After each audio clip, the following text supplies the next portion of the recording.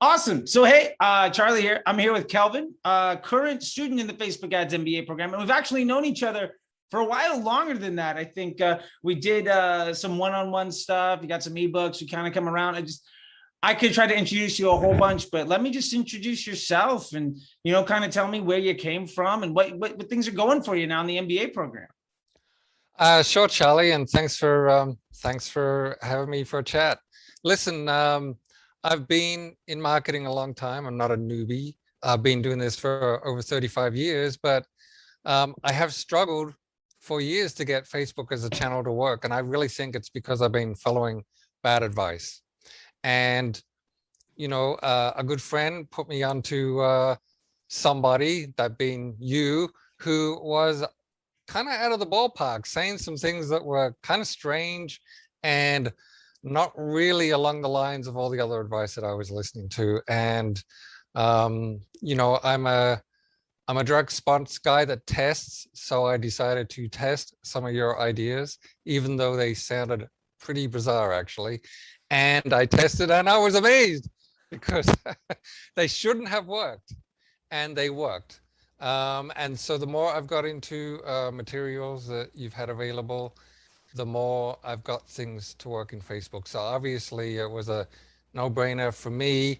I'm all about process, was to dive into, do the deep dive and find out what's really going on behind the scenes, and how you organize your process, your execution, and make things work on a big scale. So yeah, it's been great for me to be in this program. Awesome. I'm curious, what were those initial things that you did that sounded crazy and they shouldn't work, but absolutely were like, this is great? It was all around targeting, and it was targeting broad with really no other filters involved.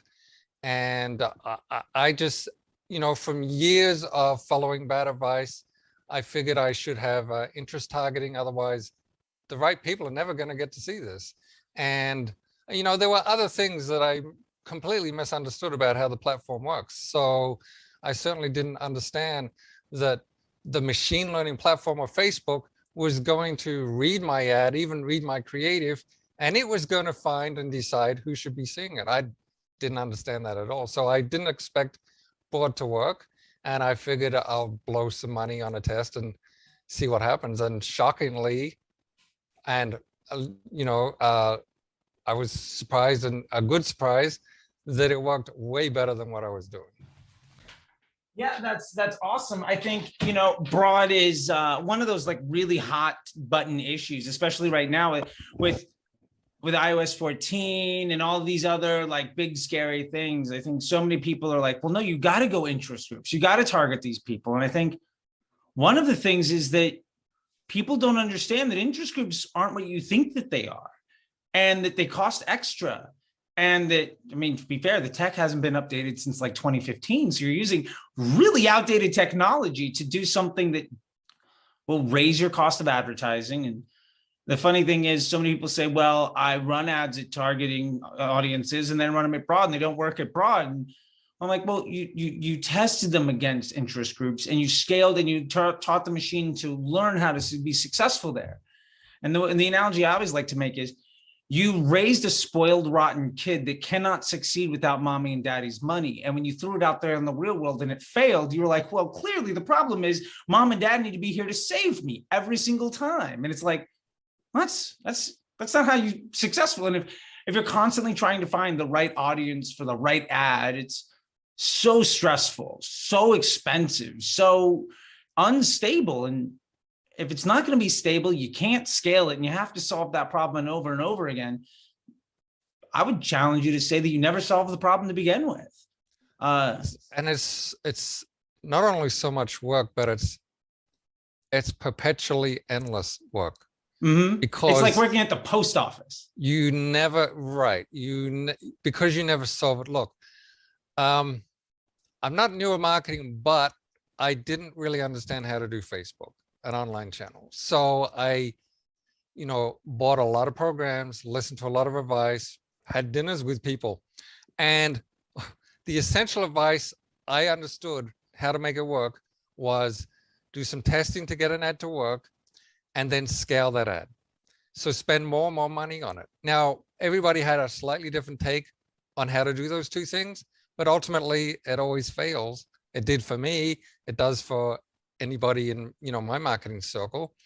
And that's because, none of us are taking into account how the Facebook machine learning platform actually works. And what I've discovered in working with you and working through your methodical, scientific, structured process is that if you stop fighting against the machine and start to feed it what it needs, then it can deliver to you what you need. Everything changes when you do that. I mean, it's a new world. Yeah, I love, it's a new world, right? It's crazy what success you can have when you start treating your business partners with respect. And that's really what it comes down to, I think. At the end of the day, you're not going to be successful fighting a battle you're going to lose, right? And you get to pick and choose the fights you want to have. And I think the interest targeting and broad is just one of those things that so many people swear by this method that can work for them. And the honest truth is plenty of people are seeing success like that. They're working harder and harder. And the same folks that I see trying to preach finding the audience and all of that stuff, they're the same folks that are complaining about their ad accounts getting shut down and their CPMs rising and Facebook reporting not being reliable and it being really unstable and saying, hey, TikTok's doing all, like they're doing everything other than saying, well, Facebook told me to do this. What happens if I actually just give a damn about what my partner says that they want? Right. My background, as you know, is also as a professional copywriter, which I've done for decades. And there's an old adage for copywriters. It's find out what your market wants, then give it to them. And it's literally the same when you're dealing with an ad platform, Facebook or any other ad platform. Find out how it actually works, what it needs. It is a machine after all. Find out what it needs and give it to it. That's the simplest, most straightforward way to make it work. And everything else, these other methods, true, you can get to a certain point, but you end up in a scenario where you're day trading. And I don't know if you've ever actually day traded like real markets, like say futures markets or something like that. I have, because of different clients I've had. I did it just to experience how their product would work. And I'm telling you, it is mega stressful. And in theory, you make money, like that's called paper trading. And with real money, you blow it all. You blow it all, you lose it. It's too stressful.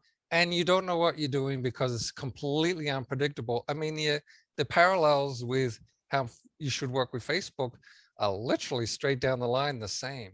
You should find out how it works, give it what it wants, takes out the stress, there's less work, you're not checking your phone every 3 minutes, and you're not losing sleep, sweating bullets, and having to tell, your family that you just lost the house.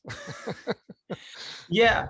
No, I love that. I see so many people that are like having to let employees go or cancel vacations or spend hours and hours of the day banging away at a keyboard, but they really don't quite know what they're doing because they won't let Facebook do the job, or they're going out of business. And it's like,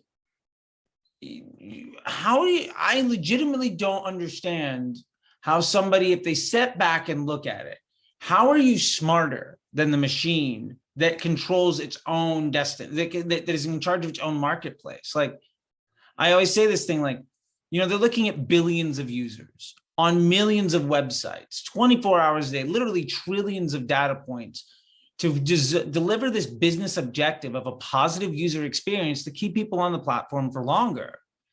And if you don't respect that as your number one objective on this is what my business partner wants, then it's going to be unsuccessful. Like if you're in a marriage and your wife or husband tells you to do, like, I need this from you, and your response is to give them the finger and do whatever you want, it's not going to last.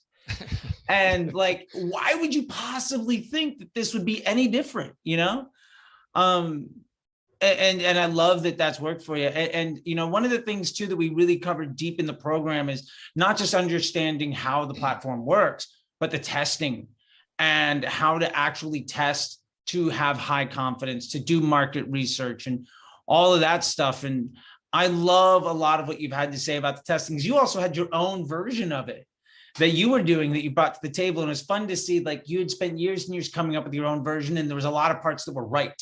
And there were a lot of parts that were close. And then there were some parts where you just, oh, I didn't know that that's how it worked. So I didn't understand why it wasn't working for me. I'd love to know what you think about, and we're talking about the Golden Bear testing, our friendly mammal that makes money, if you want to call it that way. I don't know. I've never said that before. Probably won't say it again.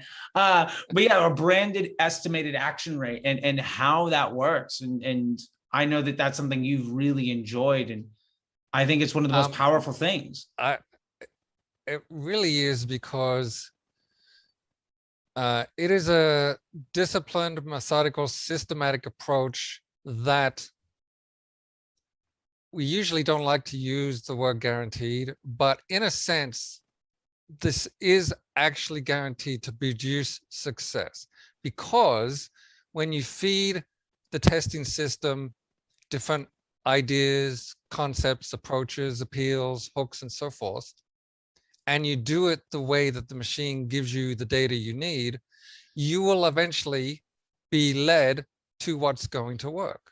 So as long as you're flexible, as long as you're not married to a concept and that's the way it has to work and you're trying to force it to work. No, instead, you're feeding options to the system and you're testing them, and you're breaking it completely down by components, testing all the components individually, and then putting them back together and letting Facebook do what it's great at, which is to combine all your winning elements into winning versions.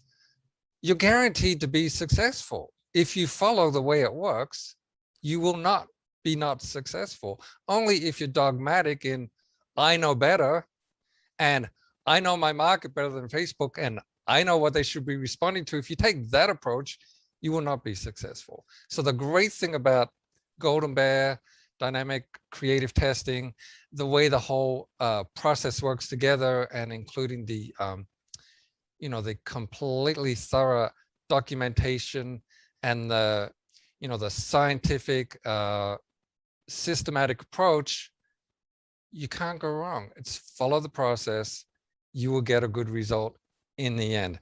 And in this business, we're all about delivering something either for our own business or for a client. And they really don't care about anything else but that result. And that's really all we're focusing on, is this is our objective. And we go through a certain number of iterations. We find a winner, and then we continue to improve upon that. So more iterations to beat the winner. That's a control ad versus, up and coming test ads. The process works. Yeah, no, I love it. And there's a couple of things that you mentioned in there, and I'll let you say guaranteed, not me, but absolutely, I'm with you. Because I don't want to be that guy. But what you said a lot in here was great. One is that we're doing market research. And for what it's worth, like, people, you can take my word for it, but I'll ask you this, like, is it nearly as expensive as you thought it was going to be to understand what the system wants? Like, how much legitimately do you feel like you have to spend to get a good read on what it is that you need to do? Well, I'm already bent on realizing it's not going to be expensive, because I had a process I was using which was way less expensive than what other people are doing. Because generally, people will think, I need a certain number of test ads, I need to let them run at $20 a day, I need minimum 3 days, multiply by however many, dozens of ads. That can get pretty expensive. And then at the end, they may not be none the wiser as to what's going to work. When you break things down by components, meaning, different elements of an ad and different elements of a creative and copy process, and, you use this Golden Bear testing process, you could easily get a good read for, on a major project for a couple of $100. Yeah. No, I love it. I love it. No problem at all. And it would be it's all about probabilities in marketing. So it would be a high probability that what comes out the other end is going to not only work, but it is going to persist. It is going to work for months, if not years. Yeah. And I think that's the big point, is that for less budget than you might even give a normal test if you're running like 20 ads. I see so many people like, well, I'm building 10 different versions of an ad or 20 different versions of an ad. I'm testing with a bunch of different audiences. They're spending maybe $10 a day or $50 a day or $100 a day for a week or two. And they come out of it with something that, did I get lucky? And then if they did, they come up with maybe a winner. And then they're like, okay, I found one thing that works. My question to them is that going to be so successful that you can pay off all the losses? Like if you're thinking like, all right, all I have to do is buy 1 million lottery tickets, I'm sure to win. It's like, yeah, are you going to make $1 million? Like maybe you win $500,000 on 1 million lottery tickets, you still lost 50% of your money. And like, there's just this idea of, we talk about the bears, the branded estimated action rate, and we're looking to help what can help the brand to improve the page score, as well as brand lift and sentiment in the marketplace, with also doing market research, but also improving that estimated action rate so that we can get ads that people want to see, that Facebook wants to show people. And the other side of that too is it ends up, not only are we running these abroad so they're the cheapest audience we can, but our costs will come down. Like, I see all these people complaining about $30, $40, $50, $100 CPMs. And it's like, well, if you spent time and effort trying to give the system what it wanted, and you were able to systematically test that, which is the other part of this, a system and a process with heavy documentation that is low cost to deliver you higher and higher confidence results to move your business forward, with solutions that are not going to work for 3 days, but maybe 3 months or years, is just, that's the beauty of it. And I love that you've expressed all that kind of thing, because that's kind of the design, but I always like to see what other people think, especially when they're in the thick of it. Look, the other major light bulb moment that I had in digging into the testing process was that, okay, we're talking about the testing process for creative, for ads, but the truth is you can use this testing process for your advertising for Facebook, for your advertising for Google search, DDN, YouTube, which is far easier, more efficient to test here and then take the creatives there. You can use the same testing process for, is a product viable? Is a business model viable? What's the public sentiment around something? What brand positioning should I be using? Look, I'm a direct response guy. I'm all about testing, but people say test, but they often don't really know how they're going to test, a strategy for testing, and how reliable that testing is going to be. So this would be the ultimate dream for someone like Eugene Schwartz or David Ogilvy. That like, this is a dream, just an absolute dream platform to be working on. I love it. It's funny. It reminds me of like, I just got served, like I'm an advertising guy, right? So I like stuff too. And I got reminded of this great RollsRoyce ad that Ogilvy did, which was along the lines of, the loudest thing when this thing goes to like 0 to 100 miles an hour is going to be the clock, the electric clock. And it was such a good ad that they had, and the engineer said, there's a problem with the clock. We need to fix that. Yeah. And it was such a good ad that Rolls-Royce had a 1.5 year long wait, and they charged extra for that product. And it was just like, Ogilvy is clearly like the king. And the fact that you could theoretically try to find your version of that for dollars a day and really crack the nut for whatever your business is. And I love this too, because like, we are using it. You and I were talking about this for product and viability of offers from partners, right? Like, not to get too much into what we're doing, we'll respect that privacy, but like the idea of like, does this idea have legs? Yeah. Is this something we should actually invest into? What of my 50 ideas are actually good? People don't realize, or maybe they do, but Facebook has 1/3 of the world's population on the platform. So it has billions of users. I don't know, millions, billions of daily transactions, trillions of data points. It can absolutely, and machine learning, artificial intelligence, use it. It's there. Learn how to use it. You will get better results on a variety of things you need to know for your business or a client's business that you would never know otherwise. And it's so much more efficient to test here than other platforms. And it doesn't mean you can't scale on other platforms. But first find out what people are going to respond to, and then take your best 10 or 20 creatives to YouTube and or GDN, and hit the ground running on those platforms. Yeah, like I see so many people doing it the other way. They spend so much time and energy trying to find the best creative, and they're like, this thing looks really cool. I can't tell you how many times I've spent 100 grand on an ad to get it made, and we lost money. And then somebody shot a video at their phone and it produced $1 million. Like, I mean, quite legitimately, I did back in the day a deal with a member of the Kardashian family to help out with a brand. And it was a 6-figure deal, and we lost half of our money. And we had the woman that answered the door and the phone at the front desk take a little video for her Snapchat. And it did 3 times as much revenue.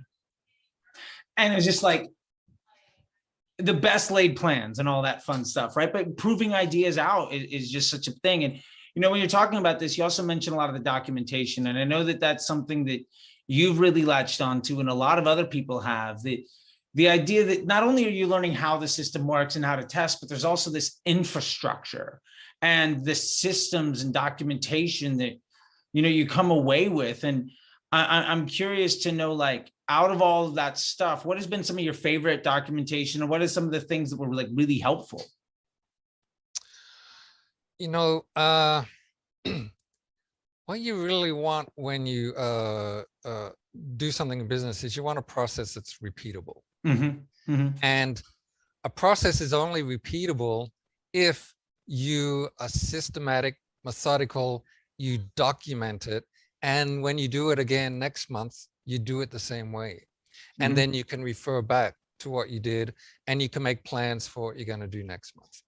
The great thing about the documentation you've got with your process is there's no element not covered and not documented. It's all there. It's disciplined, methodical. It's the scientific method in action, extremely well documented. I like everything in the documentation. Okay, fair enough. I like the all best. of it is an answer. I'll take it. You know, but the great thing about let's take the ecosystem ROAS. That's what you call this document, which essentially takes 5-10 minutes a day to update, but gives a view that you can't get inside any ad platform, and it's good for any ad channel, not just Facebook, and it will allow your mind to be in a analytical mode as to what's going on with your business, and it's designed down to the nth degree to make sure that you can compare week over week, month over month, quarter over quarter, year over year, and all variables that could mess with the flow of the data are kind of thought out as to minimize any undue effect from other influences. So you really get this great comparison. Now, with this system, one can be planning. Well, let me put it this way. Instead of putting out fires, you are monitoring if any hotspots are about to come up. And you could be dousing the ground with water before anything arrives.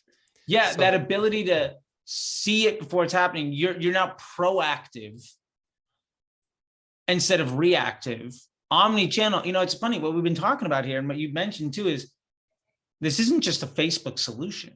This is learning through the discipline of the Facebook platform, business management and development skills that are applicable across everything. We've been talking about product development and YouTube and GDN and omni-channel measurement for business development and all of these fun things that are way more than just like, well, this is how you scale an ad.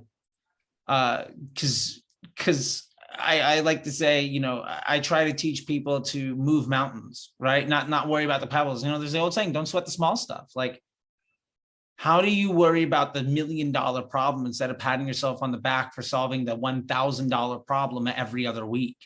Like, what are we doing here if we're going to constantly just try to solve the same problem with an unsustainable solution over and over and over again? Like, the thing is, I maybe come to this with a slightly different perspective. You call yourself the Facebook disruptor, which you certainly are, but there's so much more than just Facebook.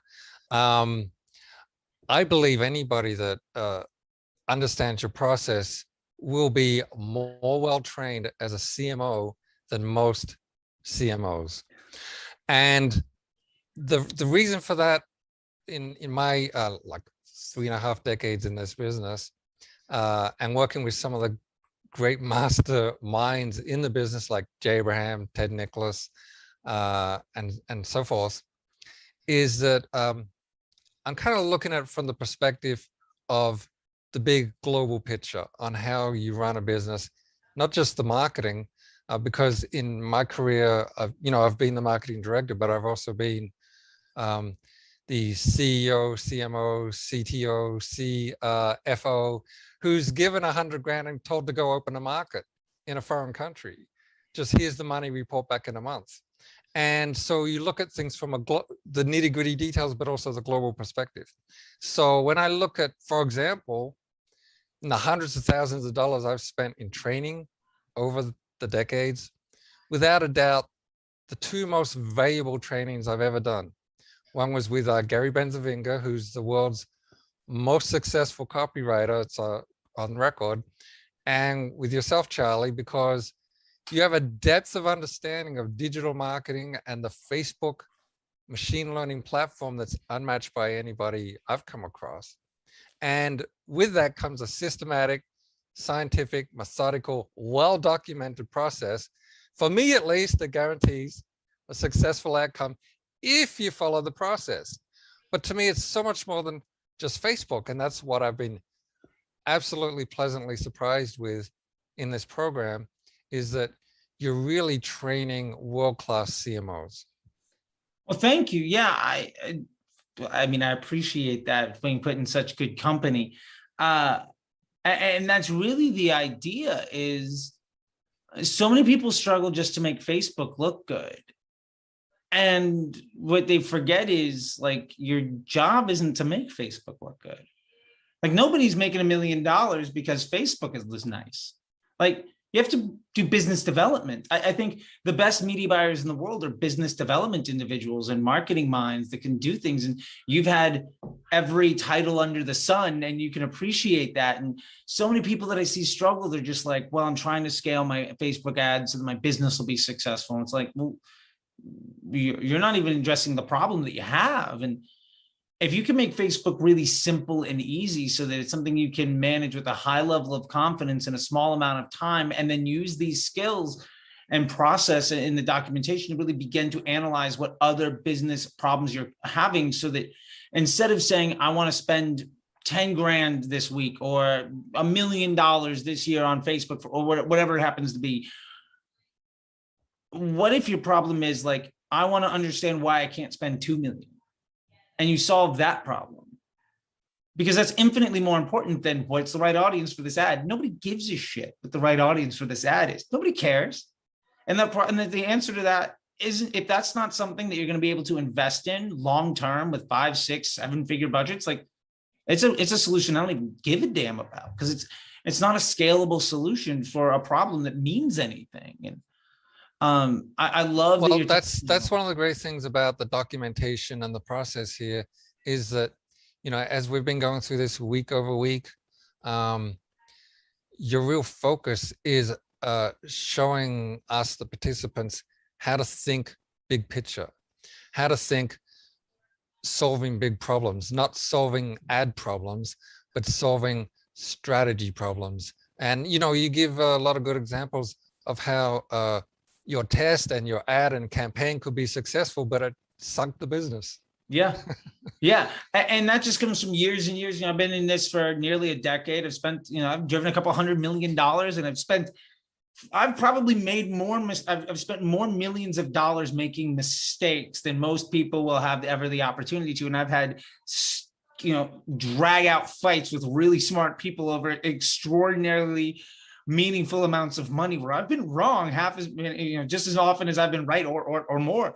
And from that, learning what actually matters, because I think that I've had the luxury of being the person that was too proud to listen and too smart for their own good, and the smartest guy in the room at a thing that nobody understood, in a way where I was more of a liability to that business. And I had somebody else that said, like, I don't care that you solve this problem. We've got something, like, this is irrelevant, and I like to use the example of, like, the way that I always think of it is, if you've ever seen the movie Gangs of New York, in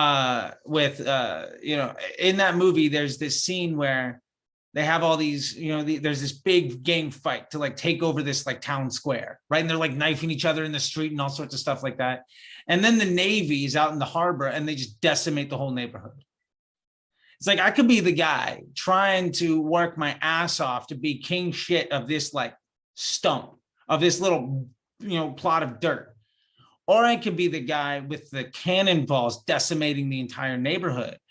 And it just took me banging my head against the wall with really smart people over and over again to be able to understand, what is it that makes these businesses, what is it that takes a 6-figure business and makes it a 7? Or why was this business that I worked at, where we started at 8 million and went to 95? Or how are these, like, 8 and 9-figure businesses being run? And the funny thing is, almost all of them have a lot of things in common. And a lot of the documentation that we go over in the program is things that I've directly lifted from, like, dozens of these, like, 8 and 9-figure businesses. Like, you go into a conversation, they want to know what your testing roadmap is. They want to know what your year-over-year plans are. They want to know, like, what your investment is by platform and your incremental, contribution to the bottom line. They don't give a damn about, well, our click-through rate on this ad was so-and-so. Like, nobody gives a shit.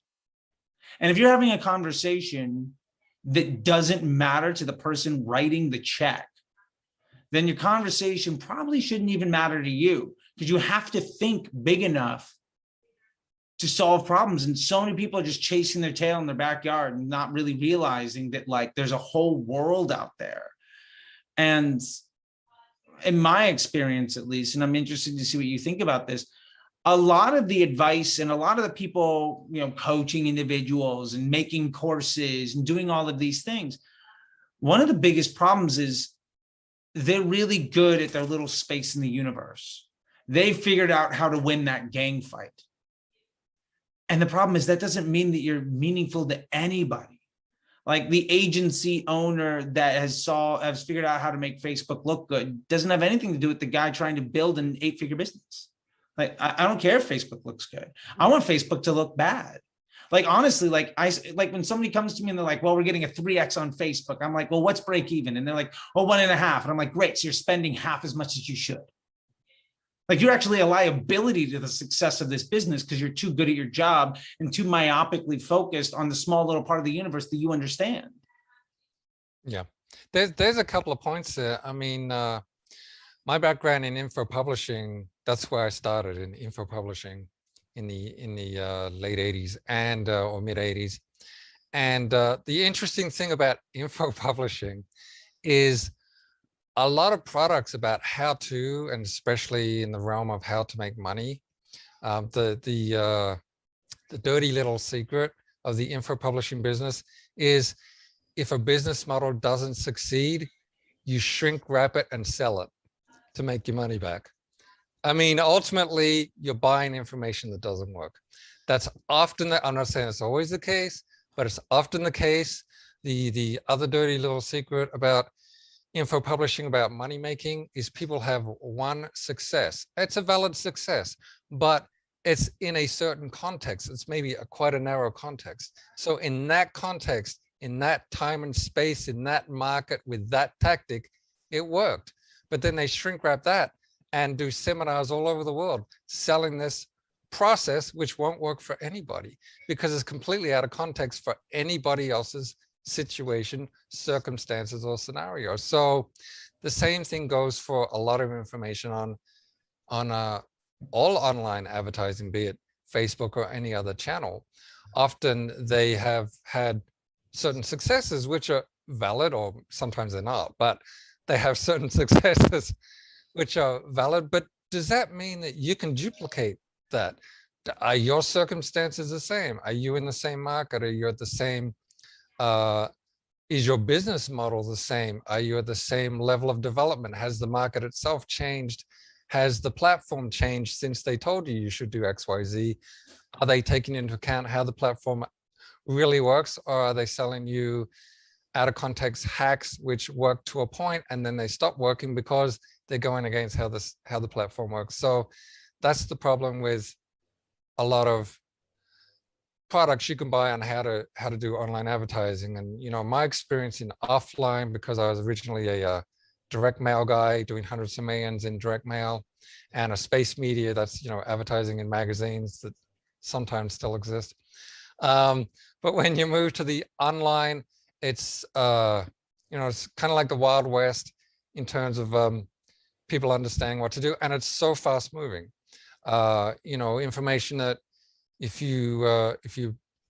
I have a new saying, if you go to the bookstore and you look at books on how to make money, if it's already made it in a book, it's out of date. If it made it through the whole publishing process and got to a shelf, don't read it because it's too late. It's outdated. But the other flip side of that is small, medium-sized business often think, we're entrepreneurs and, we're different from Fortune 500 companies, Madison Avenue, people that go to Madison Avenue agencies and so forth. They think, they're not direct response. They don't know what they're doing and so forth. And I think small to medium-sized businesses sometimes act like a little bit snobby towards large businesses. But the truth is, we could learn a lot from the process and systems that large businesses use, because let's face it, they're probably doing way more volume and business than us for a lot longer than we've been around. And they've probably learned a thing or two about testing, sustainability, foreseeing the future, or at least starving off competition. We could learn a lot. The truth is, but how do you do that? How do you learn that? I mean, books that are too academic, we don't learn it from that. What I love about your training here is you've been working with those types of businesses. You have seen what they're doing today that's working in terms of process and documentation and controlling the whole system. And you've brought it to a level that works for an entrepreneur, a small, medium-sized business, or even a majorly large business.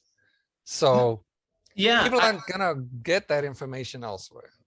I love that you're saying that. And, I'll ask a question about that in a second, but I absolutely agree with you too. Like, it's funny, I made this little video last night. I was like, I posted as an Instagram reel this morning. It was like, what do 90% of advertisers of elite Facebook marketers have in common? A client who doesn't need them.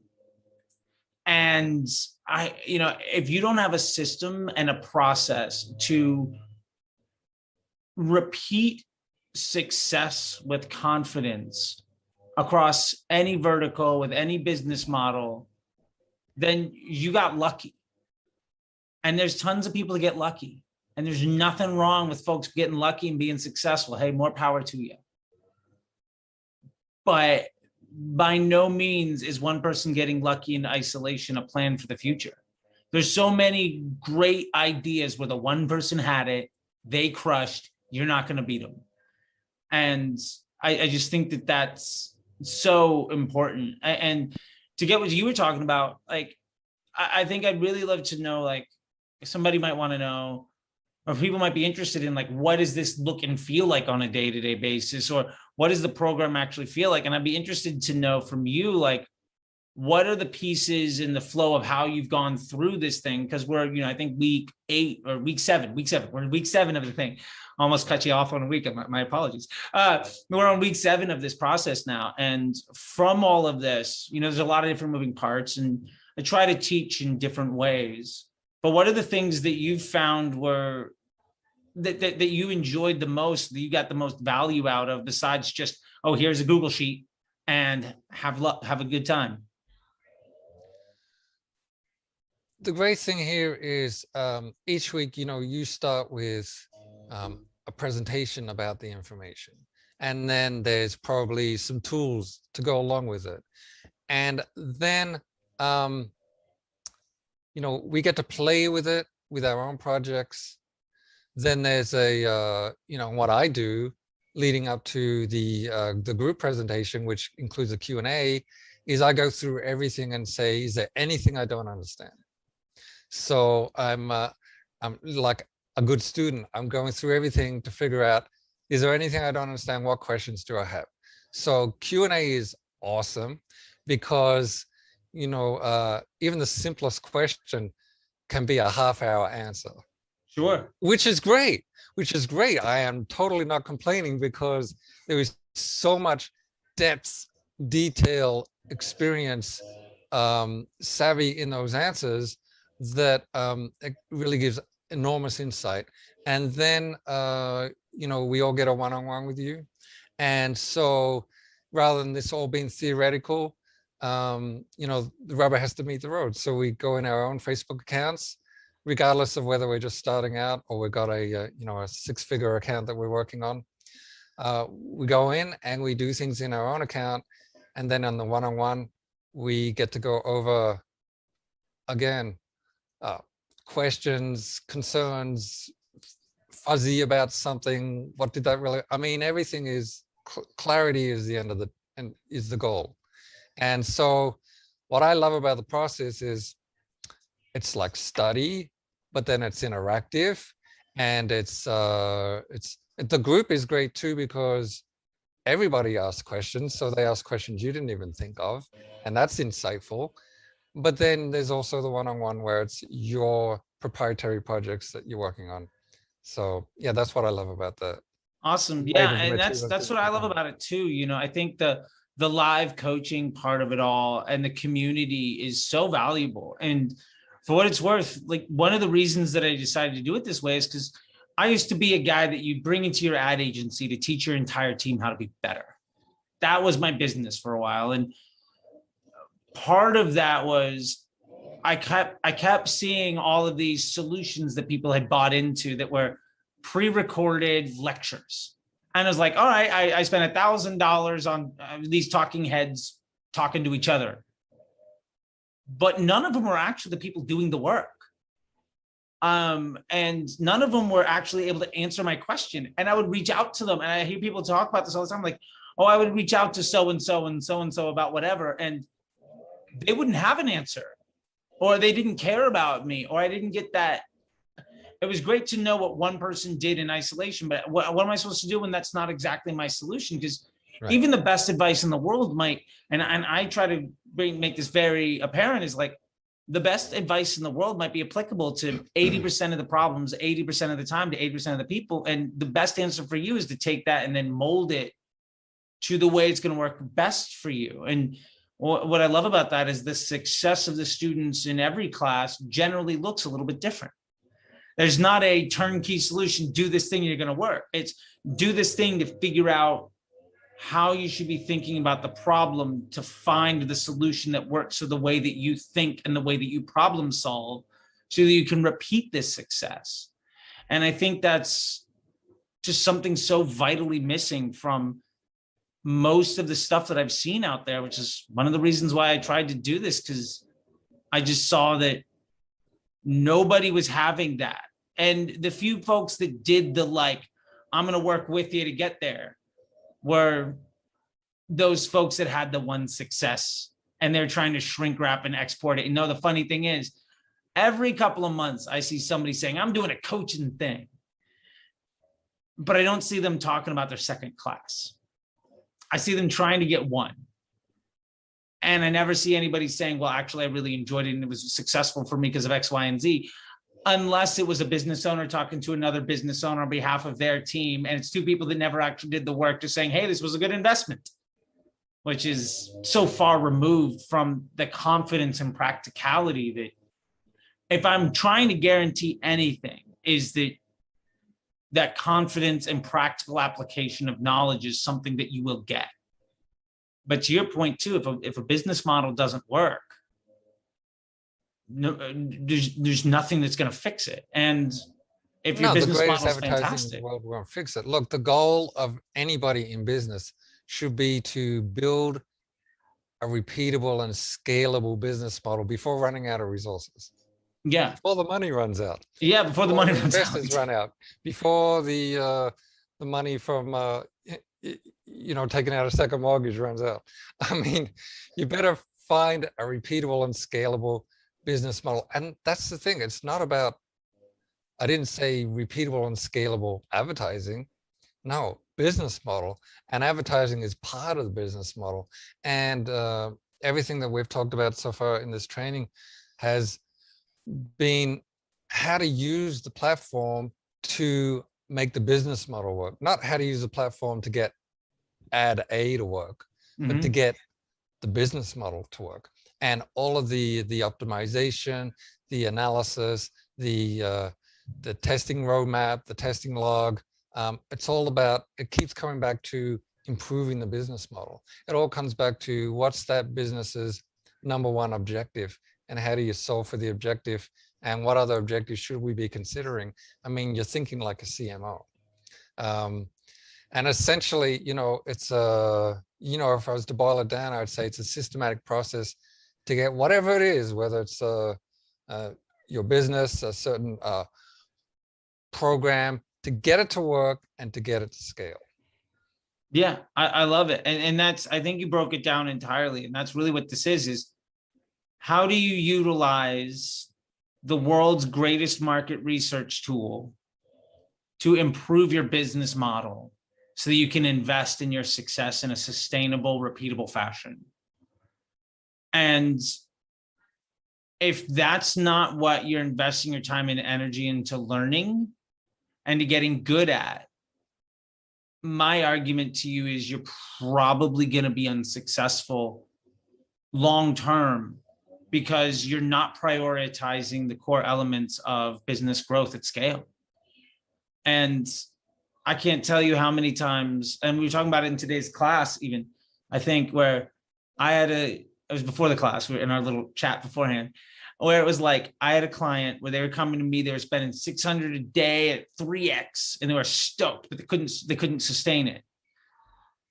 After about 4 or 5 months, they were coming in at like 3,500 a day at like a 2. But over that time, we had also doubled the LTV and we had gone nationwide with the regional product. And we had done so good that the business owner had to rehire the last team member who was a Facebook rep to basically be his CMO. And then that person didn't understand what we were doing because the business owner had to go out and collect more money because his business model had gotten good. And what ended up happening is because the person that he trusted the business to didn't understand business development, they struggled to make Facebook look better, and it crippled the business. They went from $1.5 million, $2 million a year run rate in media at a profit to struggling to get to $600,000 and $800,000 a year. And that guy had to stop looking for more money and start looking to like, how does he exit his business model?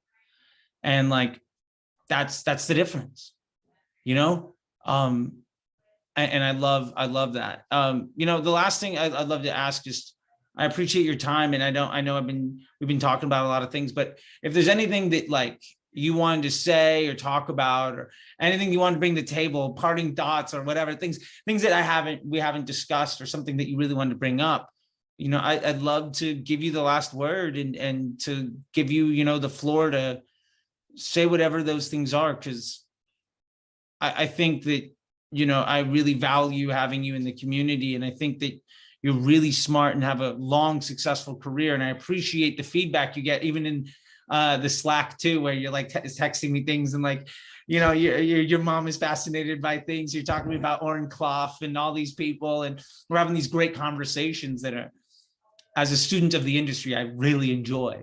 And if I could, give you the floor to take us out, man, I would love to hear anything else that you had to say.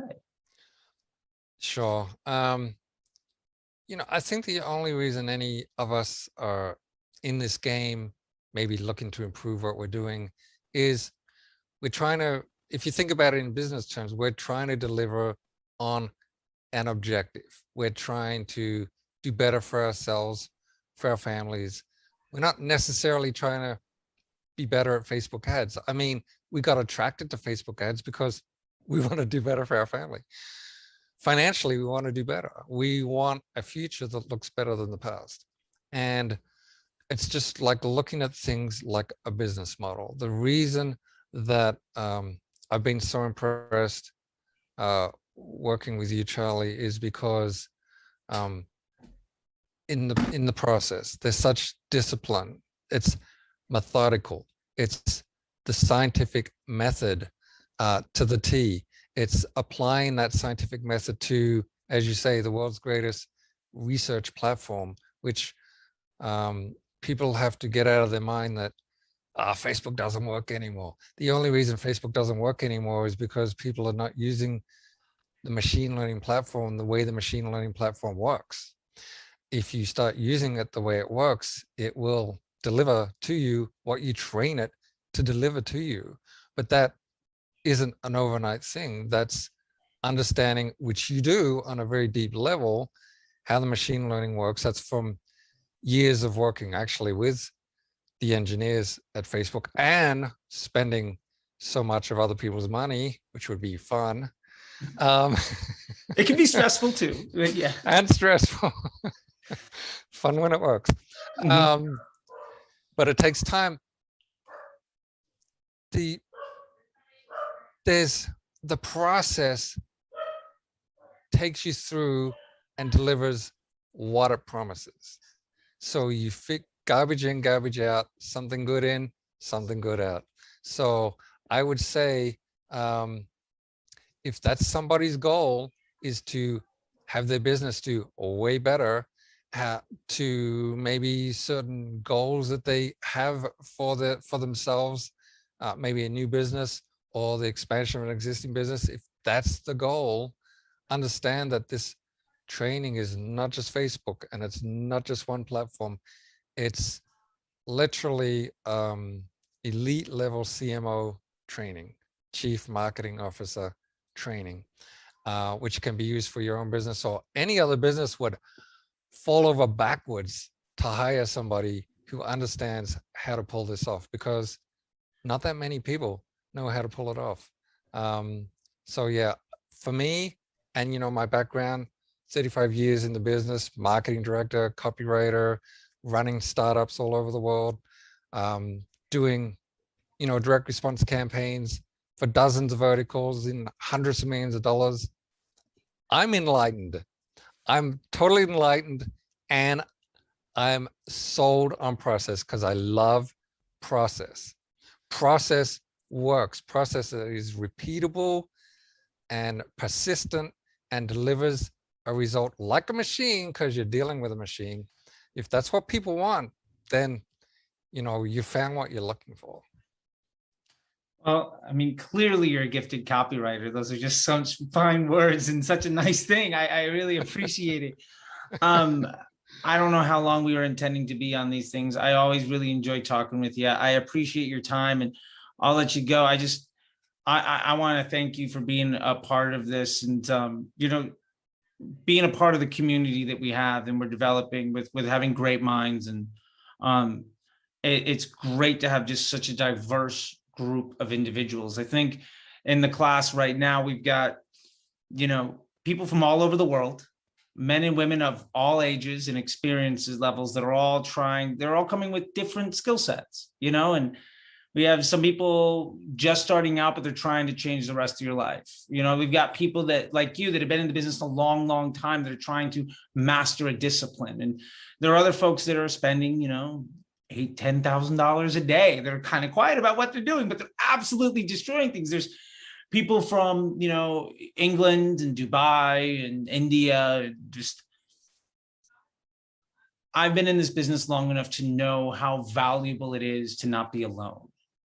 And having somebody like you in that community, I think, is tremendously valuable, and I really appreciate it. And with that being said, there's some dogs barking at the door, so I'm sure I got to go here in a minute. But I just want to say thank you very much, and I really appreciate it. And I'm looking forward to the success we're both really enjoying here. And thanks a lot, man. I really appreciate it. No, thank you. Thank you, Charlie. All right. Well, I'll let you go. And you enjoy, well, it's Thursday afternoon at this point in time, they're recording this. Well, for me, at least in LA, it's probably not 2 p.m. where you are, but I appreciate your time. Thank you very much, man. And give my best to your mom in Australia. I love that she just loves hearing these stories. It Yes, absolutely. cracks me up every time. I'll talk to you.